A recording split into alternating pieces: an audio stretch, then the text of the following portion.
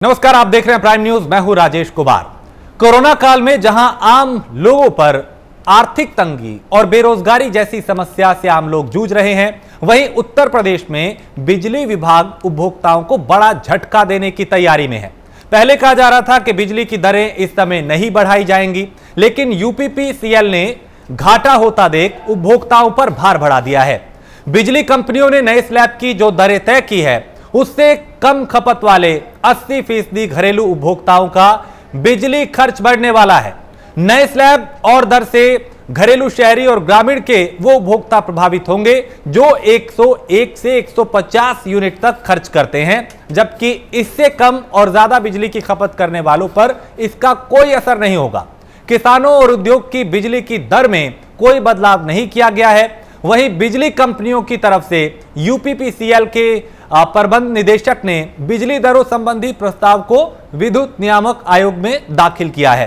आयोग ने प्रस्तावित दरों का 3 दिन में विज्ञापन प्रकाशित कर 15 दिन में उपभोक्ताओं से सुझाव और आपत्तियां मांगने के आदेश कॉरपोरेशन को दिए हैं।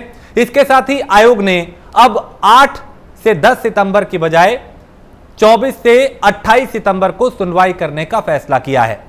अगर बिजली कंपनियों का यह प्रस्ताव लागू हो जाता है तो प्रदेश के 80% उपभोक्ता इससे प्रभावित होंगे। यानी एक तरफ कोरोना काल में मुश्किलें वैसे बढ़ रही हैं, चुनौतियां वैसे हैं, दूसरी तरफ अगर बिजली की दरों में बढ़ोतरी होती है तो यह बड़ा झटका होगा उत्तर प्रदेश के लोगों के लिए, यहां के नागरिकों के लिए, क्योंकि इससे पहले भी दरें बढ़ चुकी हैं। कोशिश यह होनी चाहिए कि अतिरिक्त प्रभार लोगों पर ना पड़े। तो यूपी में बिजली के दाम एक बार फिर बढ़ सकते हैं। किसानों, उद्योगों के लिए बिजली की दर में कोई बदलाव नहीं है। नए स्लैब में कम खपत वालों का बिजली बिल बढ़ेगा। ज्यादा खर्च पर बिजली बिल में कुछ फायदा मिलेगा। निम्न वर्गीय उपभोक्ताओं के लिए दर में कोई बदलाव नहीं है। तो आखिर क्यों इतना जरूरी है इन दरों को बढ़ाना, इसे समझेंगे। और क्या यही एक विकल्प बचा है कि आम नागरिकों पे इसका प्रभाव डाला जाए? चर्चा करेंगे इस पे।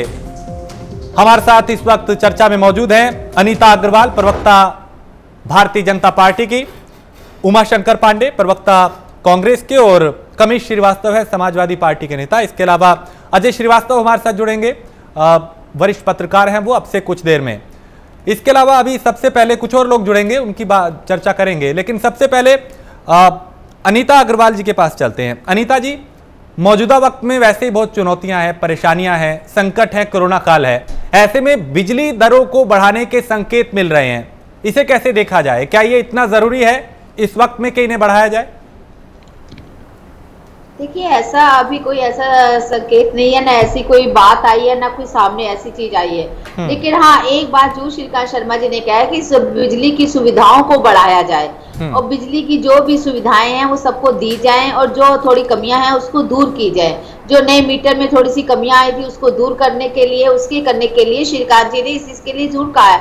लेकिन अभी तक दाम बढ़ाएंगे या नहीं बढ़ाएंगे, ऐसा कोई प्रस्ताव ना सरकार में आया है, ना हमारे सामने आया है कि ये आपके सूत्र बता रहे हैं, जबकि ऐसा हमारे सामने कोई प्रस्ताव नहीं आया। नहीं, लेकिन अनीता जी, जो प्रस्ताव भेजा गया है यूपीपीसीएल की तरफ से, उसमें स्लैब में बदलाव किया जा रहा है, स्लैब को कम किया गया है उसमें। और अगर जाहिर है अगर स्लैब कम होते हैं तो इसका जो असर है वो कहीं ना कहीं दरों पे होगा, दर बढ़ेंगी। देखिए, वो कमियों को, उसमें क्या कमियां हैं, क्या सही है, इसके लिए एक बात बताया गया कि जो भी अगर एक सुझाव मांगे गए हैं, वो सुझावों के जरिए जो भी होगा तब निर्णय होगा। अभी कोई ऐसा निर्णय नहीं होने जा रहा है, अभी लोगों के, उसके उपभोक्ताओं के, सबके सुझाव मांगे जा रहे हैं।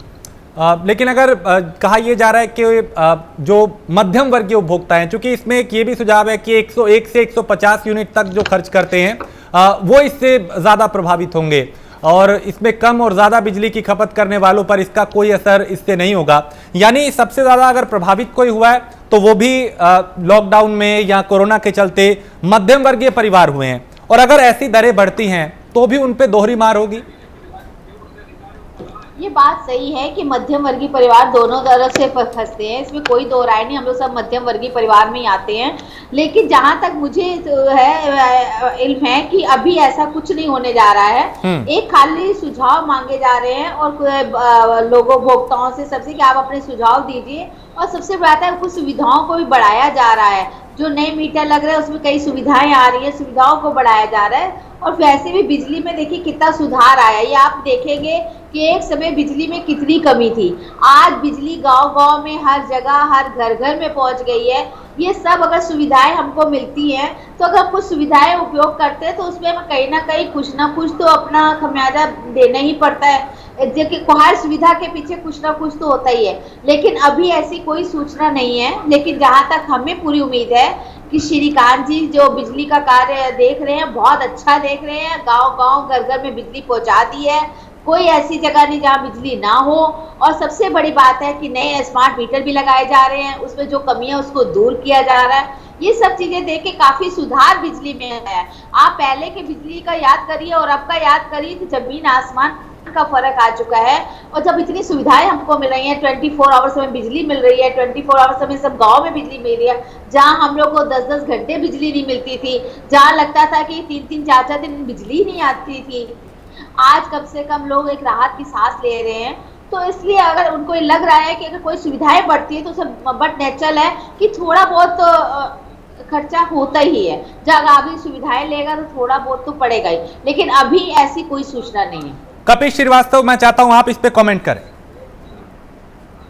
देखिए राजेश जी, सबसे पहली चीज ये है कि जो भारतीय जनता पार्टी की सरकार है ये कभी गरीब और गुरबा की सरकार रही नहीं।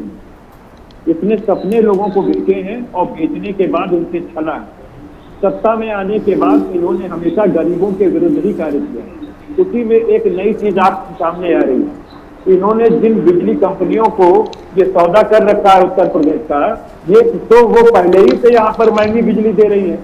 माने 7 रुपए प्रति यूनिट तक की बिजली उत्तर प्रदेश ले रही है। और यही बिजली हमें समझ में नहीं आता है कि दिल्ली के अंदर और पंजाब के अंदर 2.5 रुपए और 3 रुपए पर प्रति यूनिट कैसे दी जाती है। वहां पे सरकारों ने 200 यूनिट तक फ्री बिजली की भी प्रबंध किया हुआ है। एक उत्तरी प्रदेश एक ऐसा प्रदेश है जो लगता है कि भारतीय जनता पार्टी के सरकार बनते ही जो है वो भिखमंगा हो चुका है। तो सारी लूट अब गरीबों पे डाली जा रही है और अमीरों पे जो नहीं बढ़ाया जा रहा है उसको ना बढ़ाते हुए भी ये अपनी अर्निंग बढ़ाने की काम कर रहे हैं। नहीं, वो ये भी कह रही है कि पहले ऐसी सुविधाएं नहीं मिल रही थी, बिजली नहीं पहुंच रही थी, 2-2 3-3 दिन 10-10 घंटे का कट लग रहे थे, अब सुविधाएं दी जा रही है इसलिए कुछ खर्चा बढ़ सकता है, ऐसा उनका कहना है। देखिए ये अपनी नीतियों को छुपाने का काम कर रही है, ये अपने चेहरे को कवर अप करने का काम कर रही है। कभी ऐसी चीज नहीं है कि अच्छा ये बताइए कि सालों में बिजली गांव-गांव क्यों नहीं थी? आप हमें बताइए कि सालों में समाजवादी पार्टी की सरकार रही, बहुजन समाजवादी पार्टी की सरकार रही, सारी सरकारें रही, उसमें आपकी बिजली गांव-गांव क्यों नहीं पहुंची? क्या कारण था? क्या कारण था जो आपकी 10-10 घंटे बिजली नहीं आती थी, लोग बिजली के लिए तरस जाते थे। आज कम से कम बिजली हर घर में पहुंच रही है, इसकी आप सरकार की उपलब्धियां नहीं देख रहे हैं। तो ये कहां से आके कर रहे हैं? केवल सरकार की खामियों को आप देखते हैं, उपलब्धियां भी तो देखिए। अभी तो उन्होंने ऐसा कोई 5% का भी सुधार इस सरकार उन्होंने तो सुझाव मांगे हैं, ऐसा कोई निर्णय नहीं आया है। तो केंद्र में इनकी डबल इंजन की सरकार की बात ये क्यों करते थे? वो इसलिए करते थे कि उत्तर प्रदेश सरकार ज्यादा से ज्यादा भुगतान देने के बाद भी केंद्र सरकार उसे बिजली नहीं देती थी, तो ये सौतेला रवैया अपनाया जाता था। और आज देख लीजिए इन्होंने चीन की तरह जो है माल अपना डंप कर दिया है पूरे उत्तर प्रदेश और देश के अंदर, और जहां इनकी सरकार बन गई है वहां इन्होंने विद्युत दरों को महंगा करने का काम किया। और आज जो 100 से 150 यूनिट के जो गरीब लोग हैं उनको ये खून चूसने का काम करने जा रही है भारतीय जनता पार्टी की सरकार। उमाशंकर पांडे भी हैं कांग्रेस के। उमाशंकर जी, मैं आपकी प्रतिक्रिया भी इस पर चाहता हूं। ये देखिए राजेश जी, निश्चित रूप से आप इस सरकार से कोई उम्मीद नहीं कर सकते, वो चाहे मध्यम वर्ग हो चाहे वो गरीब हो। ये सरकार गले काटकर पैसे जेब से निकालने का काम लगातार कर रही है। किसी भी मामले में आप देख लें अगर, तो ये इस सरकार ने हमेशा से गरीबों के जेब से पैसे निकालने का काम किया है। आप चाहे बैंक के मिनिमम बैलेंस की बात कर लें, और चाहे अब ये बिजली का जो खेल महंगा करके ये कर रहे हैं उसके बारे में आप समझिए। और ये कोई पहली बार ये बिजली का दाम नहीं बढ़ा रहे हैं, इसके पहले भी पिछले 3 सालों में करीब 6 से 7 बार ये बिजली का दाम बढ़ा चुके हैं। डीजल और पेट्रोल के दाम की बात करें तो आप देखिए वो इतिहास के रिकॉर्ड तोड़ महंगाई पर है, जबकि विश्व बाजार में कच्चे तेलों की कीमत लगातार घटी है। हाँ। तो ये किसके जेब पर ये डाका डाल रहे हैं? डीजल अगर महंगा होता है राजेश जी, तो उसका भार जो है वो किसानों पर पड़ता है और ट्रांसपोर्टेशन पर पड़ता है।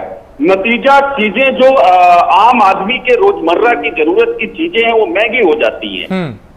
और बिजली का जो स्लैब इन्होंने बनाया है कि जैसे पहले 0 से 150 यूनिट तक का 5.5 रुपए प्रति यूनिट था, हाँ। उसको इन्होंने घटा करके 0 से 100 यूनिट कर दिया, और 101 यूनिट से लेकर उसके आगे 300 यूनिट का रेट इन्होंने बढ़ाकर 6 रुपए कर दिया, 5 रुपए 80 पैसे, यानी कि 30 पैसे प्रति यूनिट का बोझ मध्यम वर्ग पर पड़ गया। अब आप समझिए कि 100 से 150 यूनिट का उपयोग कौन करता है? किसके घर की बिजली की खपत 100 से 150 यूनिट होती है? हाँ। गरीब के घर की होती है, किसी अमीर के घर की नहीं होती। हाँ। और जो 500 यूनिट से ज्यादा बिजली खर्च करेंगे उनको इन्होंने 35 पैसे प्रति यूनिट की राहत दी है।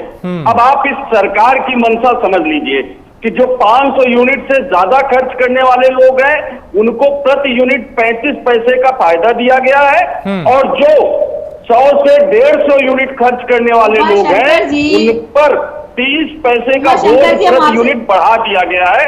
आप सरकार की मानसिकता समझ लीजिए कि सरकार गरीब और मध्यम वर्ग की विरोधी है, लेकिन गरीब चंद अमीर लोगों को फायदा पहुंचाने का काम लगातार कर रही है। ये तमाम मिनिमम बैलेंस जिसका मैं जिक्र कर रहा था कि बैंक में जिसके खाते में शहरी क्षेत्र में पहले 5,000 था, अभी 3,000 इन्होंने किया।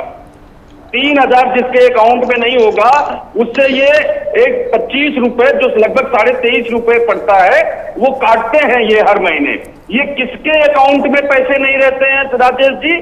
गरीब के अकाउंट में मिनिमम बैलेंस का क्राइटेरिया ठीक है, जवाब ले लेते हैं। हाँ। अमीर के अकाउंट में नहीं होता। हाँ। तो ये सरकार शुरू से गरीब विरोधी मानसिकता के साथ काम कर रही है। वो ये भी कह रहे हैं कि हमने सुविधाओं को बेहतर की है, काम कर रही है। हाँ। और ये स्लैब जो इन्होंने भेजा है उसमें भी ये बात साबित हो गई। ठीक है, अनीता अग्रवाल जी।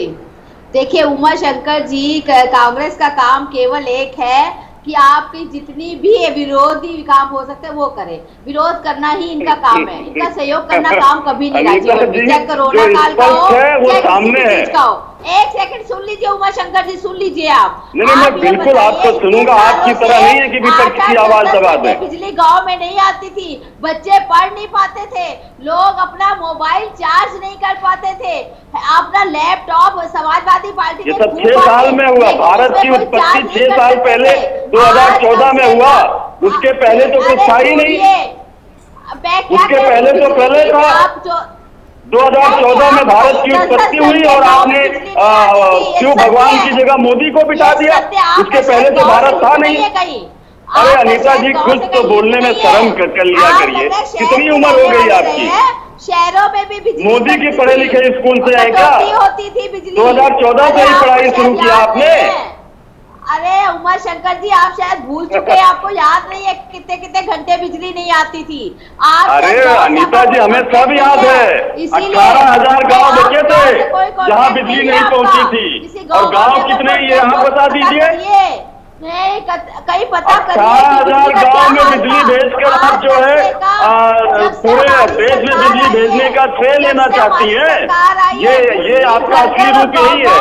इवेंट मैनेजमेंट वाले लोग हैं आप, भारतीय झूठ पार्टी है आप, भारतीय जुमला पार्टी है आप। कपिल जी देखिए मुस्कुरा रहे हैं। अनीता जी कुछ तो एक सेकंड। अरे आप वरिष्ठ नेता है, भाजपा ने आपको भी कुछ नहीं दिया, आपका भी बिजली का बिल बढ़ जाएगा। कपिल से इनका भी बिजली अरे का बिल आप ये बढ़ेगा। बताइए सौभाग्य नहीं, नहीं, योजना उमाशंकर के पांडे, बारे में हम लोगों की करोगे? तरह। ठीक है, मैं आ रहा हूँ, बताइए। पहले अजय के पास चलते हैं। हमारी योजनाएं लागू हाँ, हुई है। अजय शर्मा, आपने तीनों को सुना, लेकिन मौजूदा वक्त में एक कोरोना संकट है, आर्थिक स्थिति हमारी क्या है वो सबके सामने है। ऐसे में क्या जरूरी हो जाता है कि दरों को ऐसे वक्त में बढ़ाया जाए, क्योंकि संकेत यही मिल रहे हैं कि एक स्लैब कम करने की जो बात कर रही है उसमें ये इशारा है कि दरें जो हैं वो बढ़ सकती हैं। देखिए, पहली बार मुझे बड़ी हैरानी हो रही है जो दलील दी गई रूलिंग पार्टी की प्रवक्ता की तरफ से, वो सुविधाओं के नाम पर या फिर हम यूँ कहें सुधार के नाम पर कि हम इसलिए बढ़ने की संभावना हो सकती है, मांगा गया है अभी। लेकिन इससे पहले भी 3 बार ये ऐसा हुआ है, यूपीपीसीएल ने डायरेक्ट इसमें ऐसा कुछ किया, फिर न्याय आयोग ने भी किया इसके ऊपर। इतनी बार बिजली के दाम बढ़ चुके हैं, तब कोरोना नहीं था, अब तो कोरोना है। और ऐसे समय में मुझे बड़ी मतलब जो बात उन्होंने कही, उमाशंकर पांडे जी ने बड़ी सार्थक बातें कही हैं। उन्होंने जो मुद्दे उठाए हैं कि गरीब आदमी पर फर्क पड़ेगा, आम आदमी पर फर्क पड़ेगा, मध्यम वर्गीय परिवार पर फर्क पड़ेगा, उनकी जेब पे जो है फर्क पड़ जाएगा। पिछली बार भी जो है जो बीपीएल कार्ड धारक लोग हैं उनकी जो यूनिट है उनको आधा करने की बात हमारे सामने आई थी। तो जो शहरी क्षेत्र में जो गरीबी रेखा से नीचे रहते हैं या गरीब लोग हैं या जिनकी आय सिर्फ 10 से 15 हजार रुपया 20 हजार रुपये महीना है, उनके घर की बिजली के बल्ब बुझ जाएंगे। और अजय भाई एक चीज और है, हाँ, है ना, एक चीज मैं ये और जोड़ दूं इसमें कि कोरोना काल में अगर सबसे ज्यादा कोई प्रभावित हुआ था तो वो मिडिल क्लास था। नौकरियां जा रही हैं, आगे से क्या होगा कुछ समझ नहीं आ रहा है, क्योंकि सरकार ने निचले स्तर के लिए भी काम किया और ऊपर वालों के लिए भी। मरा कौन? Middle class. और आज भी बोझ उसी में बढ़ाया जा रहा है। देखिए, मिडिल क्लास मरा है, नौकरियां चली गई या फिर 50% तक सैलरियों में कटौती हो गई है, या फिर 2-2 महीने या 3-3 महीने बाद तनख्वाहें मिल रही हैं। और उसमें एक शोषण वाला दौर शुरू हो चुका है कि सैलरी ना देने के नाम पर शोषण शुरू हो चुका है। तो ऐसे में सरकार को चाहिए कि वो जो है रोजगार के बारे में सोचे या फिर ऐसे राहत के बारे में लेकर आए कि भाई जो हम उत्तर प्रदेश की यदि बात कर रहे हैं तो 3 करोड़ के आसपास लोग हैं। तो 3 करोड़ लोग में जो जितने मध्यम वर्गीय लोग हैं, उससे नीचे के लोग हैं, उनका रहन सहन कैसे अच्छा हो सके, बेसिक एमिनिटीज कैसे पूरी हो सके, उस पर फोकस करें। आप तो पहले भी बिजली के दाम बढ़ा चुके हैं, फिर आपने दोबारा बढ़ाने की बात शुरू कर दी, उस पर विवाद खड़ा कर दिया, नहीं हम तो अभी मांग रहे हैं। तो भाई ये जो आपका तर्क है सुधार और क्या नाम है सुविधाओं के नाम पर, ये अभी सही समय नहीं है इसको बढ़ाने का। इससे पहले इस क्राइसिस से बाहर निकलिए कोरोना से, और लोगों का जीवन पटरी पाने दीजिए, फिर बाद में देखा जाएगा। ठीक है, जवाब लेंगे अनीता जी से। उमा कुछ कहना चाह रहे हैं? उमा शंकर जी, मैं सुन रहा था, बिल्कुल सार्थक बात कर रहे हैं और यही सच्चाई है। आज आप समझिए जीडीपी जो है ऐतिहासिक रिकॉर्ड, ऐसा पहले कभी नहीं हुआ कि 23.5% माइनस में हम पहुंच जाए। लोगों की नौकरियां छिन गई हैं, लोग बेरोजगार हो गए हैं, आज लोगों के पास खाने के लाले पड़ रहे हैं। ऐसी स्थिति में अगर सरकार इस तरीके की संवेदनहीनता दिखा रही है तो ये सरकार नहीं हो सकती, ये सिर्फ और सिर्फ जनता का सत्यानाश है। जी अनीता अग्रवाल, आप सुन पा रही हैं मुझे? तो कई चीजें यहाँ पे जिक्र किया, कई बातों का अजय भाई ने भी, कि जिस तरीके के हालात हैं उसमें नहीं बढ़ने चाहिए, और सुविधाओं के नाम पे तो कतई ये नहीं बनता कि आपने व्यवस्था को बेहतर किया है तो उसे बढ़ाया जाए। देखिए राजेश जी, सबसे बड़ी बात यह है कि अभी ऐसी कोई भी आर्डर नहीं आया है ना, ऐसा कुछ कहा गया है। अभी खाली उन्होंने सुझाव मांगे हैं और सुझाव के जरिए ये बातें आएंगे, इसमें क्या किया जाएगा क्या नहीं किया जाएगा, अभी ऐसा कुछ निर्णय नहीं आया है। जब निर्णय नहीं आया तो उससे पहले सब बातें करने से क्या फायदा। और सबसे बड़ी बात यह है कि जो अब ये कह रहे हैं कि यहाँ के प्रवक्ता जो रूलिंग पार्टी के, वो ऐसा कह रही है। आप ये बताइए कि ये लोग सब अच्छे से इस चीज को जानते हैं कि नहीं जानते। इसका कभी इन्होंने सपोर्ट करके ये नहीं कहा कि वाकई में बिजली की कितनी कमी थी जिसको हम लोगों ने सुधारा है, कितने हमारे मीटर खराब थे जो स्मार्ट मीटर लेके आ रहे हैं हम लोग, जिसमें जो कमियां उसको दूर की जा रही है। मेरा एक सवाल है अनीता जी आपसे, अनीता जी मेरा एक सवाल है। आप इस वक्त नेशनल टीवी पर हैं, आप बता दें कि अभी तक कितने नए बिजली घर बने सुविधाओं के नाम पर, कितनी बिजली चोरी रुकी, हम कटिया कहते हैं, दूसरे की चोरी होती है, और पिछले साल पिछले साल उस पर कितनी राजस्व की प्राप्ति हुई। दूसरा, पिछले साल जिस तरीके से पीएफ की चोरी का मामला सामने निकल कर आया था बिजली विभाग के अंदर, जो चीजें हुई थी, तो जो आपके इंटरनल सिस्टम के अंदर भ्रष्टाचार है, उसमें आपने क्या किया है? वहां से अगर रिकवरी होती तो शायद आपको और ज्यादा राजस्व मिल जाता और उसका फायदा जो है सुविधाएं बढ़ाने में और जो है सुधार करने में आपको हेल्प मिलती। लेकिन आम आदमी से बढ़ाकर फिर वहीं चले जाना, तो जो जहां पर सुधार की आवश्यकता है, जहां पर कार्रवाई की आवश्यकता है, वो थोड़ा सा यदि और दुरुस्त कर लिया जाए, जो सिस्टम के अंदर भ्रष्टाचार है उसको थोड़ा ठीक कर लिया जाए, और जो लोग काम नहीं कर रहे हैं उनको थोड़ा ठीक कर लिया जाए। आप ही की सरकार में ये निकल के सामने आया था कि जो बिजली डिपार्टमेंट के अंदर जो भ्रष्टाचार हुआ, पीएफ का स्कैम हुआ है, दूसरी चीजें निकल कर आई, उस पर सरकार ने बहुत संजीदगी से कदम उठाया, उसमें कितनी सफलता मिली, उससे कितना लाभ हुआ सरकार को, और दूसरा सुविधाएं और सुधार जो आपने दो शब्द इस्तेमाल किए हैं, उसके नाम पर कितने बिजली घर बने और कितनी बिजली चोरी रुकी और उसका क्या परिवर्तन हमने देखा, सिर्फ इतनी बात है। और इसके बताइएगा नेता जी कि आपने कहाँ पे पावर हाउस 3 महीने में बनाए? एक जवाब ले लेते हैं अनीता जी का। जी अनीता जी, आप अपनी बात पूरी करें। एक सेकंड उमाशंकर, एक सेकंड लोकेशन के साथ बताइएगा। अनीता अग्रवाल, देखिए काफी, हाँ जी देखिए, मैंने आपसे कहा बिजली की चोरी में काफी कमी आई है। अब लोगों ने पावर हाउस की बात पहले हुआ करता जी, सुन लीजिए, पहले यही है भाजपा असल में यही है कि मेन मुद्दों पर जवाब कभी नहीं देगी, गोल गोल जलेबी की तरह घुमाएगी। एक सेकंड जब आप आज सुविधाएं प्राप्त करेंगे, सीधे जवाब बताइए, आपने बिजली घर कहाँ बनाए? आपने बिजली उपभोक्ताओं को कौन सी सुविधा दी, वो सीधे सीधे बताइए। अगर आपने दाम बढ़ाए हैं, आपने रेट बढ़ाए हैं, गरीबों का जेब और गला आपने काटा है, तो फिर सुविधा कहाँ दिया आपने, बताइए ना। वो कटौती खत्म हुई। सुविधा सबसे बड़ी ये है कि हमने सौभाग्य योजना के अनुसार गरीब घरों के अंदर बिजली पहुंचाई। सबसे बड़ी सुविधा ये है कि आज कम से कम गाँव में घर घर में बिजली है। ये कितनी बड़ी सुविधा है। वो समय आपको शायद मैंने वही कहा ना, हम उस समय भूल गए हैं जब 8-8, 10-10 घंटे बिजली नहीं आती थी। लोगों ने अपने घरों में ठीक है, इस पे जवाब, हाँ, जनरेटर लगाने शुरू कर दिए थे। हाँ। आज कम से कम जनरेटर की जरूरत नहीं पड़ती है लोगों को। हाँ। आज उनके घर में 24 आवर्स बिजली आती है। इस चीज का आपने कभी भी इस चीज को कहा है कि हाँ भारतीय जनता पार्टी की सरकार जब से आई है ठीक है। देखिए, जनरेटर के ऊपर ये कहना है, जनरेटर के ऊपर मेरे पास में जो फीडबैक है नोएडा के कुछ उद्यमियों की तरफ से कि नोएडा में जनरेटर इसलिए नहीं चलाने दिए जा रहे हैं क्योंकि जो एनजीटी का मामला है और जो पोल्यूशन की वजह से उनको रोका गया है कि आप सिर्फ जो है बिजली डिपार्टमेंट से जो बिजली आती है उसका इस्तेमाल करें, लेकिन उसकी खपत पूरी नहीं है। ये मुझसे खुद एमएसएमई के प्रेसिडेंट सुरेंद्र नाहटा जन ने एक मुलाकात में कहा था कुछ महीने पहले। तो आप मुझे ये बताइए कि अभी आपने जो दलील दी है कि साहब के जनरेटर नहीं चलते, उनको तो एनजीटी के ऊपर डाल दिया, उन्होंने पोल्यूशन के ऊपर डाल दिया और उनका बिजली पूरी नहीं आ रही है। हम जो एमएसएमई सेक्टर चलाते हैं, हमारा कितना नुकसान हो रहा है, हम जनरेटर नहीं चला सकते, हमारा प्रोडक्शन रुका हुआ है। तो यहाँ पर जो मसला है वो मसला यही है कि आपको ये चीज़ें जो आपने बात कही है, सुविधाएं और सुधार, वो सटीक कौन से क्षेत्र हैं, जो बिजनेस सेक्टर है या एमएसएमई सेक्टर है या किसान है, उन पे क्या फर्क पड़ा। आपने नए कनेक्शन की बात की, नए कनेक्शन मुफ्त देकर यदि बिजली की चार्जेस बढ़ा देते हैं तो यानी कि आपकी तो इनकम बढ़ी है ना, तो इनकम बढ़ी है तो फिर आपको नुकसान कहाँ हो रहा है, क्यों बढ़ाने की जरूरत पड़ रही है आपको दोबारा से। एक सेकंड, मैं एक बार कपिश के पास जाऊंगा, मैं लूंगा इन पर रिएक्शन अनीता जी के। कपिश श्रीवास्तव, मौजूदा वक्त की अगर बात करें तो अनीता जी का यह कहना है कि पहले बिजली गांव तक नहीं पहुंच रही थी, कई ऐसे गांव थे जो अंधेरों में थे, आज रोशनी वहां तक पहुंची है। आज जिन गांवों में 2-2 घंटे बिजली आती थी वहां पे 12-12 घंटे और जबकि 24 घंटे बिजली पहुंचाई जा रही है। तो अगर दरों में ऊपर नीचे कुछ वो होता है तो इसमें क्या दिक्कत है, क्योंकि सुविधाएं दी जा रही है, ऐसा उनका तर्क है। देखिए, अनीता जी का जो तर्क है वो गले से नहीं उतर रहा, और गले से इसलिए नहीं उतर रहा है क्योंकि वो वाजिब बात नहीं कर रही है। सबसे पहली चीज मैं इनसे ये पूछना चाहता हूं कि जब अखिलेश सरकार ने आपको ये प्रदेश सौंपा तो उसके बाद से आपने आज तक कितने यूनिट बिजली को प्रोडक्शन करने के लिए आपने स्थापना की, कितने बता दें कि कहां कहां करा दिए।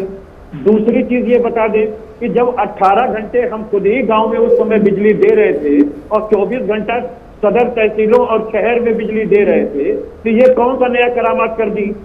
तीसरी चीज हमें ये बता दें कि 3-3 बार बिजली का यूनिट बढ़ा चुकी है और 60 रुपए पूरे देश के अंदर सबसे महंगी बिजली उत्तर प्रदेश के अंदर। अनीता जी की आवाज उठाइए। 60 रुपए प्रति यूनिट।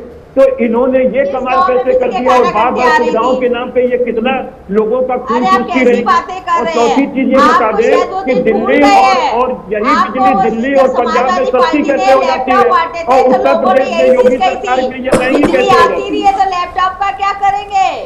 मोबाइल चार्ज करने के लिए दिक्कतें होती थी, मोबाइल चार्ज नहीं हो पाते थे, लाइटें बिल्कुल नहीं आती थी, कम से कम अरे आपको शर्म आनी चाहिए, भारतीय जनता पार्टी को शर्म आनी चाहिए। एक भी यूनिट पैदा करने की कोई कारखाना उत्तर प्रदेश के अंदर नहीं लगाया गया है। आपने सरकारी चीजों को उठा के प्राइवेटाइज कर दिया है। आज आपने फ्रॉड किया है मीटर खरीदने में, आपने स्मार्ट मीटर के नाम पे फर्जीफिकेशन किया है, आपने चाइनीज कंपनियों से माल खरीदा है और आपने उन कंपनियों के मीटर को किनारे रख करके तो आपने फिर इंडोनेशिया के कंपनी से 40 लाख मीटर खरीदे हैं। आपने अभी LNT को जो दिया है वो भ्रष्टाचार में लिप्त है। योगी सरकार जिसने LNT को दिया, LNT ने पूरे उत्तर प्रदेश की बिजली जो है वो कई घंटों के लिए बंद कर दी थी, जिससे लाखों का नुकसान हुआ है। आप बताइए कि उत्तर प्रदेश की बिजली आप प्राइवेटाइज क्यों करके चले जा रहे हैं इतना जल्द? आपको क्या अपने लोगों पे भरोसा नहीं है? और आप जब सुख सुविधाएं बढ़ेगी तो उसमें थोड़े खर्चे भी बढ़ते हैं। अगर आप कोई सुविधा लेते हैं, अगर आप गाड़ी चलाते हैं तो आप गाड़ी चलाते हैं तो गाड़ी के लिए पेट्रोल भी डालना ही पड़ता है। अगर आप कोई सुख सुविधा को उपलब्ध करते हैं तो उसमें आपको करना पड़ता है, ऐसा नहीं है। एक सुख सुविधा वो भी थी ना, आप भूल गए हैं। उसी तरीके से आप कैसी बातें कर रहे हैं? आप कह रहे हैं कि गले से नीचे नहीं उतर अनीता जी जो कह रही है, क्योंकि सच्चाई आप सुनना नहीं चाहते हैं। सच्चाई आप कब तक सुनेंगे किसी की? और सच्चाई को आप रोक नहीं पाएंगे, सच्चाई को नहीं रोक पाएंगे। जो सच है वो सच ये है उत्तर प्रदेश में कहीं 24 घंटा बिजली नहीं है। योगी गाँव में 1 घंटा बिजली नहीं आती थी। लोगों ने गाँव में इतने जनरेटर इन्वेटर लगाने शुरू कर दिए थे, हालत खराब हो गई थी। इन्वेटर भी काम नहीं आते थे, इन्वेटर चार्ज नहीं हो पाते थे, केवल 2-2 घंटे बिजली आती थी। आज कम से कम हमारी सरकार में सब हर जगह बिजली पहुंचे। कौन सा ऐसा गाँव है जहाँ बिजली नहीं? एक गाँव का नाम बताइए आप, एक गाँव का नाम बता दीजिए जहाँ बिजली ना हो। और हम आपको 50 गाँव बता सकते हैं जहाँ बिजली नहीं थी पहले। की बात तो छोड़िए, उनकी सुविधाएं भी छोड़िए, आप अभी कोई गाँव बड़े नहीं तो आपका ये हाल है। अभी तो कोई गाँव बड़े नहीं है, कोई ऐसा निर्णय हुआ नहीं है। अभी कोई निर्णय हुआ नहीं, खाली आप हवा में बातें कर रहे तो करिए। GDP 0% से नीचे हो चुकी है, MSME बंद होने के कगार पे खड़ी है उत्तर प्रदेश की। अरे इस समय पूरे विश्व की अर्थव्यवस्था डाउन है। उमाशंकर, आप ही के पास मैं आ रहा हूँ, आप टिप्पणी करना चाह रहे हैं और मैं आप ही से ये भी जानना चाहूंगा कि जो गांव पहले अंधेरे में था आज वहां पे रोशनी है, दरें ऊपर नीचे होती हैं, तो क्या इस पे आपत्ति होनी चाहिए? देखिए, पहले तो मैं स्पष्ट कर दूं कि शायद अनीता जी और भाजपा के लोगों ने 2014 के पहले देश में कहीं बिजली का खंभा या बिजली का बल्ब ये लोग पहचानते नहीं थे, क्योंकि जब था ही नहीं, इनके लिए तो था नहीं, इन्होंने देखा नहीं। एक बात। दूसरा, मैं डेटा रख दूं, अनीता जी चिल्लाइए नहीं। 18,000 गाँव बचे थे, 18,000 गाँव बचे थे, 6,28,221 गाँव है राजेश जी पूरे देश में। मैं रिपीट कर रहा हूँ, 6,28,211 गांव थे, जिसमें 18,000 गांव रह गए थे जहां पर विद्युतीकरण नहीं हुआ था। राजीव गांधी विद्युतीकरण परियोजना के माध्यम से सबके लिए यूपीए की सरकार ने बजट सैंक्शन किया था और उसी के अंतर्गत बन रहे थे, बिजली हर जगह पहुंच रहे थे। इन्होंने उसी बजट का उपयोग किया, बस उसका नाम बदल दिया, राजीव गांधी विद्युतीकरण योजना का नाम बदल के कुछ और रख दिया, जैसे मोदी जी की स्टाइल है। एक बात। दूसरी बात, आज डिबेट इस बात पर नहीं है, डिबेट का सबसे महत्वपूर्ण पहलू क्या है? पहलू ये है कि आप बिजली की कीमत लगातार क्यों बढ़ा रहे हैं, एक बात। दूसरी बात, पूरे देश में सबसे महंगी बिजली उत्तर प्रदेश में क्यों है, दूसरी बात। और तीसरी सबसे महत्वपूर्ण बात, आपने 20% अमीर लोगों की बिजली के दाम घटा दिए और 80% गरीब और मध्यम वर्ग के लोगों का बिजली का रेट बढ़ा दिया। ऐसा क्यों किया आपने? जवाब आपको इस पर देना है। गरीबों का, मध्यम वर्ग का बिजली का दर आपने बढ़ा दिया और 20% अमीर लोगों के लिए आपने बिजली का दाम घटा दिया। जवाब आपको इस पर देना है, बहस और किसी बात पर नहीं है। तो हमने बता दिए 6,28,000 गाँव में से हमने सब में कर दिया था, केवल 18,000 गाँव बचे थे और वो भी आपने हमारे ही बजट से किया है। आपने गरीब और मध्यम वर्ग के बिजली का रेट क्यों बढ़ाया? ठीक है, आ रहा हूं अजय शर्मा, क्या ये वक्त है जिसमें दरें बढ़ाई जाएंगी? क्या लगता है कि सरकार के पास जब प्रस्ताव जाएगा वो नकार देंगे कि नहीं साहब अभी नहीं, या फिर इसमें हेरफेर की जाएगी, दरों को बढ़ाया जाएगा? क्योंकि इससे पहले कि अगर हम देखें तो संकेत यही आते हैं कि बढ़े हैं। देखिए राजेश, अभी तक जितनी बार भी इस तरह के प्रस्ताव आए हैं दरों में बदलाव को लेकर या बढ़ोतरी को लेकर, कभी ऐसा नहीं हुआ है कि सरकार ने ना बढ़ाए। बढ़ाए हैं, जरूर बढ़े हैं, थोड़ा सा ऊपर नीचे परिवर्तन किया सकता है, लेकिन बढ़ाए जरूर जाएंगे। और इसमें ये रहता है कि जितनी भी बढ़ाने से पहले जितनी भी बहस होनी है, जितना विरोध होना है, वो गुस्सा आक्रोश निकल के शांत हो जाए। उसके बाद जो होगा वो देखा जाएगा। तो ये होना तो है, ये किया जाएगा, क्योंकि मुझे नहीं लगता, लेकिन ये सही समय नहीं है, बिल्कुल भी सही समय नहीं है। मध्यम वर्गीय परिवार की और गरीब आदमी की कमर टूट चुकी है, पूरी तरह से टूट चुकी है। उसे और नहीं मारा जाना चाहिए बिजली बढ़ोतरी के नाम पर, क्योंकि आपको पता है कि यदि वो 1 महीने का या 2 महीने का बिजली का बिल जमा नहीं करता है तो कनेक्शन काट दिया जाता है। उसके ऊपर फिर जो पेनल्टी भी लग रही है अगर आपका बिल 5,000 से ऊपर चला गया, ऐसा कुछ हो गया तो आपने वैसे ही इतने सारे रूल्स बना रखे हैं। और इसके अलावा यदि आप बिजली की दाम में बढ़ोतरी कर देंगे तो वो एकदम से खत्म हो जाएगा। और आप जो है आपकी जो दलीलें हैं, आपकी रूल नहीं होने चाहिए, आपकी जो दलीलें हैं बिल्कुल भी व्यवहारिक नहीं है। और मैं किसी पार्टी का प्रवक्ता नहीं हूं जिससे आप बहस कर रही हैं। सुन लीजिए नीता जी, मैं किसी पार्टी का प्रवक्ता नहीं हूं जिससे आप बहस कर रही हैं। और पत्रकार जो होता है आम आदमी, वो जो है जनता की बात रखता है, और आप उसकी कमर तोड़ने पर लगी हुई हैं। और कमर तोड़ने के लिए इस तरह की कमजोर दलीलें दे रही हैं कि सुविधाओं के नाम पर इसको सहन कर लो, सुधार के नाम पर इसको सहन कर लो, चाहे तुम मर जाओ। लेकिन ऐसा नहीं होना चाहिए। सरकार का दायित्व है कि वो जो है गरीब आदमी का ध्यान रखे, हर व्यक्ति का ध्यान रखे, और उसको इस तरह से प्रबंधन दे, चीजें दे कि उसके कमर ना टूटे। लेकिन आप तोड़ रहे हैं, ये गलत है, ये गलत है, ये गलत है, और ये गलत है, ये गलत है, ये नहीं होना चाहिए। मैं रिक्वेस्ट करता हूं सरकार से कि इसके ऊपर वो जो है विचार करे और मौजूदा स्थिति का आकलन करते हुए इसके ऊपर एक निर्णय ले, क्योंकि इससे कुछ फायदा निकलने वाला नहीं है। इससे गरीब आदमी या मध्यम वर्गीय आदमी को नुकसान होगा और इसके दुष्परिणाम। अजय जरा सुन लीजिए, अनीता जी की बात सुन लीजिए। क्या जी पूछिए आप अजय से बताइए, कोई रूल रेगुलेशन नहीं होने चाहिए जो आप कह रहे हैं, रूल रेगुलेशन बना आपने पहली बात, आपका ध्यान डिबेट में नहीं है, आपका ध्यान डिबेट में नहीं है, आप रटी रटाई बातें बोल रही हैं। मैंने कहा कि रूल्स रेगुलेशंस हैं जिनको आदमी फॉलो करता है। यदि उसका बिल बढ़ेगा तो यदि उसका बिल बढ़ेगा तो उसकी जेब पे फर्क पड़ेगा। लेकिन आप सुनने के लिए तैयार नहीं है, समझने के लिए तैयार नहीं है, आपको अपनी बात कहनी है सिर्फ, इससे ज्यादा कुछ नहीं है। क्या तो बताइए, सही तो बोलिए। कमाल की बात है, सुनने समझने के लिए तैयार ही नहीं है किसी बात को। अरे पहले बात को सुनिए, समझिए, फिर जवाब दीजिए ना। गलत बात है, ये गलत बात है। नीता जी, आप जैसी विदुषी महिला से मैं इस तरह की उम्मीद नहीं करता हूँ। नहीं, आप जैसी विदुषी महिला से मैं इस तरह की उम्मीद। अनीता जी वो ये कह रहे हैं कि बिल जमा हो, लेकिन अभी जो वक्त है वो सबको प्रभावित है, हर लोग प्रभावित है, दुकानदार प्रभावित है, उद्योगपति, व्यापारी, नौकरी पेशा वाले लोग, हर कोई प्रभावित है।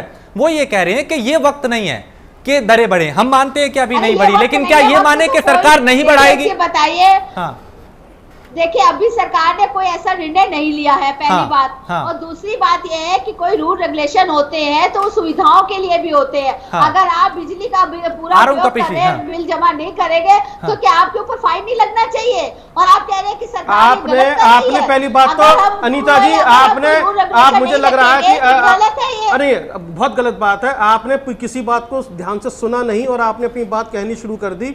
मैं एक बार फिर, आप फिर नहीं सुन रही है। अरे इतना ईगो मत रखिए ना भाई, अरे सुनिए, इतना ईगो मत रखिए, सुनिए ना। अच्छा प्रवक्ता बनने के लिए अच्छा लिसनर होना भी जरूरी है। अरे सुनिए सही बात को। आप ऐसे बिहेव कर रही है मेरे साथ, मैं पार्टी का प्रवक्ता हूँ आपके लिए, मैं किसी पार्टी का प्रवक्ता नहीं हूँ। पहले सुनिए बात को, समझिए बात को कि यदि आप, मैं एक बार फिर रिपीट कर रहा हूं आपके लिए, सुन लीजिए, आम आदमी की बात सुन लीजिए मेरे माध्यम से। यदि आप जिस तरह की हालात हैं और जो माली स्थिति है आम आदमी की, उसकी कमर टूटी हुई है। हाँ। और यदि वो जो है ऐसे में बड़े हुए बिल आएंगे हाँ। तो उसकी कमर और टूट जाएगी, क्योंकि जो बिजली डिपार्टमेंट के जो रूल्स हैं वो पूरे फॉलो करता है। यदि उसका बिल, यदि मैं कहता हूं 5,000 रुपए उसका बजट है या 3,000 रुपए बजट है, उससे ऊपर का बिल आता है तो उसको जमा करना पड़ेगा। यदि उसने सोचा ये बिल इस महीने ना जमा करके मैं अगले महीने जमा कर दूंगा या पार्ट पेमेंट के लिए जाऊंगा, तो पार्ट पेमेंट भी नहीं मिलती है उसको। तो ऐसे में क्या असर पड़ेगा, ये इसकी बात है। यहाँ पर आपको समझना पड़ेगा, आपको ये, और आप समझने के लिए तैयार नहीं है। आज आम आदमी बिजली घर के अंदर एसडीओ के चक्कर काटते काटते मर जाता है, पर सब पार्ट पेमेंट नहीं हो पाता है। आप समझिए चीज को, आप जो सुविधाओं के नाम पर आम आदमी की कमर तोड़े चले आ रहे हैं, तोड़े चले आ रहे हैं, कहां तक सही है? और इसमें यदि कोई बात आदमी रखता है या पत्रकार कोई बात कहता है तो उसको सुनने के लिए तैयार नहीं है आप। गलत बात है ये। अरे हम कह रहे लाइन नहीं लगनी पड़ती, जैसे पहले लोग लाइन लगाते थे कपिल श्रीवास्तव बिजली के बिल के लिए, आज ऑनलाइन सब काम हो रहा है, घर बैठे बैठे बिजली का बिल जमा। अरे आप तो किसी बात को सुनी ही नहीं है, आप किसी बात को सुनी नहीं रही है। आप पता नहीं कहां से ऐसा लगता है कि आपने रट लिया है, मुझे यही बोलना है बस। अनीता जी अब हाँ एक एक करके कपिल श्रीवास्तव। नहीं एक मिनट राजेश जी, सीधी सी बात है, पहले लोग लाइन लगा के बिजली के बिल जमा किया करते थे। बात तो यहाँ हुई नहीं है ऑनलाइन की, आज यहाँ तो बात ऑनलाइन की हुई नहीं। अरे वो अच्छी चीज है, लेकिन ये नहीं समझ में। सबसे बड़ी बात है अभी बिजली के बिल बढ़ाए नहीं गए हैं, अभी बिजली के बिल बढ़ाए नहीं गए हैं, ऐसा कोई निर्णय आया है। ठीक है मैडम, मैं आता हूँ, फिर से आता हूँ मैडम। हाँ मैं बार-बार ये कहती हूँ आपसे कोई निर्णय ठीक है मैं आता हूँ आपके पास। कपिल श्रीवास्तव कुछ कह रहे हैं, उन्हें सुनते हैं। कपिश, मैं ये कह रहा हूँ कि देखिए अजय शर्मा जी जो वरिष्ठ पत्रकार हैं, हाँ। उनकी अक्षरशः बात का मैं समर्थन इस वजह से करता हूँ कि उन्होंने बड़ी मर्मस्पर्शी बातें कही। देखिए अगर आप लगातार 3 से 4 बार स्लैबों में यूनिट की बढ़ाते चले जाएंगे बिजली, और वो बिजली इस हद से बाहर हो जाए कि जनता 1 घंटा भी उस बिजली का उपयोग न कर पाए, हाँ। क्योंकि उसके बाद उसके पास खरीदने के लिए पैसे ही नहीं होंगे, तो आप 24 घंटा बिजली देते रहिए।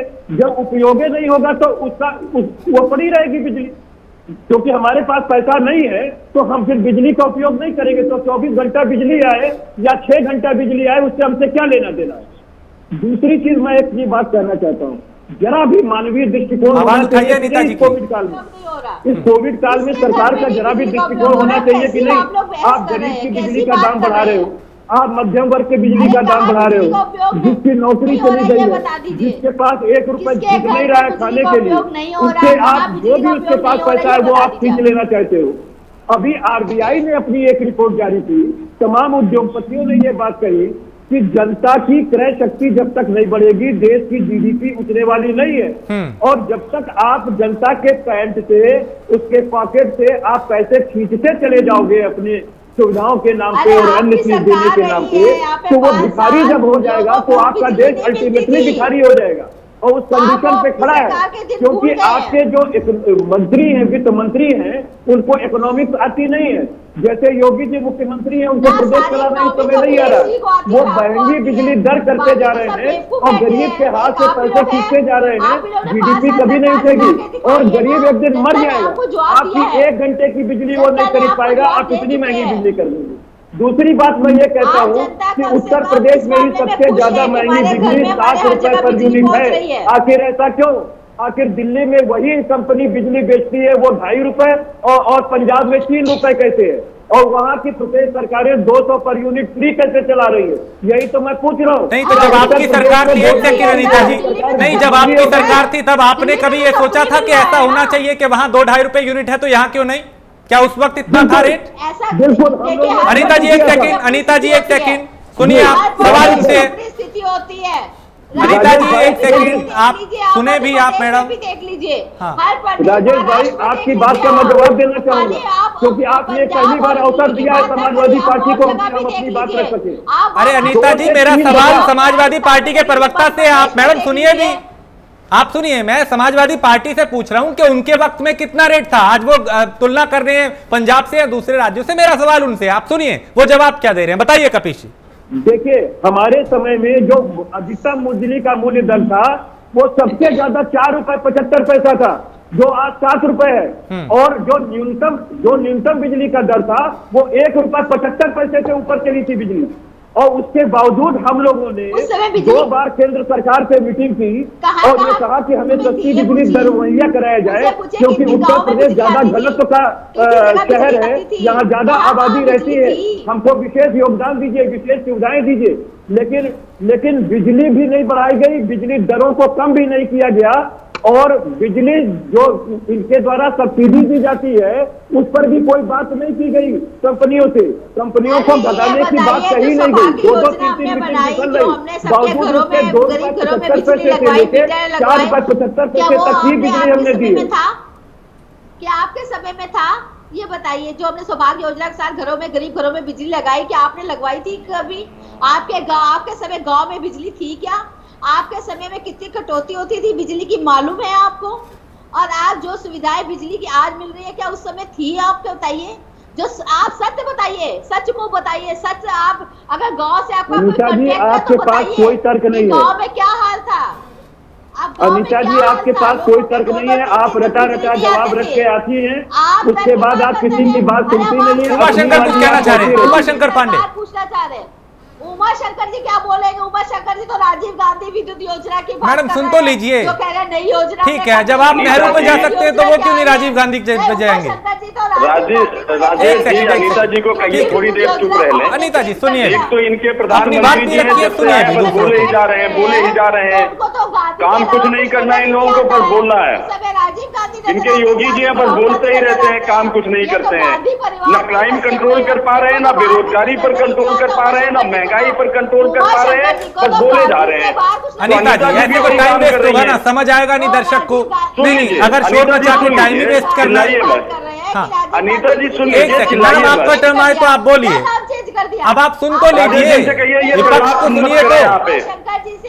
क्यों रो रही हैं आप? अरे जाके अपने सरकार उमाशंकर जी, आप अपनी बात रखिए।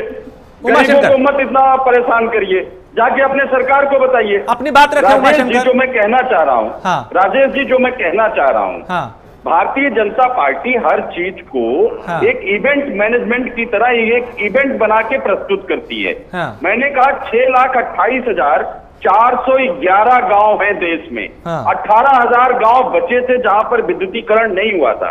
उन 18,000 गांवों में भारतीय जनता पार्टी ने राजीव गांधी विद्युतीकरण योजना, जो कांग्रेस पार्टी की UPA 2 की स्कीम थी, हाँ। उसके तहत इन्होंने उसी बजट से विद्युतीकरण करके ये पूरे देश को बता रहे हैं कि हमने पूरे देश में बिजली भेज दी। एक तो ये इनका झूठ। नहीं तो वो तो बात, हाँ ठीक है, अपनी बात पहले पूरी करें आप। हाँ, और दूसरी जो सबसे महत्वपूर्ण बात मैं कहना चाहता हूँ, हाँ। सरकार आई, सरकार ने रेलवे के किराए में 400 गुना ज्यादा किराया बढ़ाया। बोले कि ये कड़वी दवा पिलानी ही पड़ेगी क्योंकि रेलवे को सुधारना है। इसी तरीके से इन्होंने हर चीज में, जहां कहीं भी इनको दिखाई दिया, हर चीज में के इन्होंने महंगा किया, टैक्स बढ़ाए।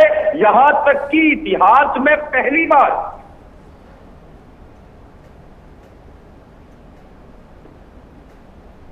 उमाशंकर जी की आवाज नहीं पहुंच रही। अजय, सरकार ने हाँ। किया, किसानों के जेब से इन्होंने पैसे निकाल लिए। ये वो सरकार है जिसने कफन पर भी टैक्स लगाने का काम किया। इतनी बेशर्म सरकार है ये। और ये टीवी पर बैठ के प्रवचन कर रही हैं, लेकिन इनको पता नहीं है कि ये जो बिजली आपने भेज दिया है, अब आपने अपना काम कर दिया है। आपने भेज दिया है नियामक आयोग को कि अब बिजली का रेट स्लैब ऐसे होगा, यानी कि आपने तो बढ़ाने के लिए कह दिया, लेकिन इससे मरेगा कौन? इससे मरेगा वो जिसकी दुकानें बंद हो गई है, जिसका व्यापार नष्ट हो गया है, जिसकी नौकरी चली गई है। आपने उसके ऊपर ये एक और मार डाला है, एक और आपने प्रहार किया है उसकी जेब पर, उसके गर्दन पर। अनीता जी की आवाज। डीजल का दाम आपने बढ़ाया, पेट्रोल का दाम आपने बढ़ाया, कहीं से जनता को राहत देने का आपने काम किया है। MSME के नाम पे आपने झुंझुना पकड़ा दिया। कहां से 20 लाख करोड़ आप जमीन पर कहीं 20 लाख करोड़ दिखते हैं क्या? और उसमें कैश अमाउंट कितना था, कैपिटल कितना था उसमें, और कितने लोन के रूप में थे? MSME तो पहले से ही मरा जा रहा था, लोन के बोझ के तले दबा हुआ था। ऐसे में कौन आपसे लोन लेने आएगा? आप बताइए ना, कितने लोग लोन लेने आए? वो ठेले चलाने वाला, वो अपना परिवार, जिसका परिवार मर रहा है, वो 10,000 का लोन लेने जाएगा आपसे? ये जो आप बेशर्मियत वाली बात कर रही है, गरीबों का गर्दन काटने का काम जो आपकी सरकार कर रही है, ये निश्चित रूप से निंदनीय है।